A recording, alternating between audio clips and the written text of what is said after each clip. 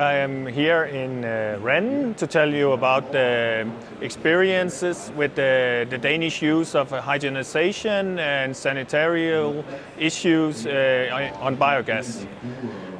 In Denmark, we have a very simple way of coping with sanitary issues because we only hygienize the biomass that needs to be hygienized. As I can understand from the different countries here, that they hygienize all biomass, but we only hygienize the biomass that needs to be hygienized. So normally we have, in the practical use, we have two lines. We have one that needs to be hygienized and one that doesn't need to be hygienized.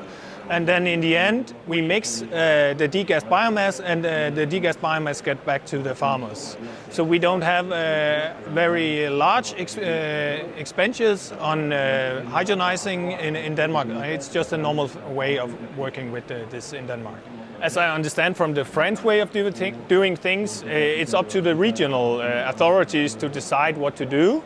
And in Denmark, luckily, because we are a small country also, we have the national authorities, so there's no difference between if you are in Zealand or Funen or in Jutland. It's the same regulations and the same way of coping with this issue all over Denmark. So it's much easier to adopt for the biogas plants because they just have to go to the national authorities to ask for how to cope with this. So it's much easier.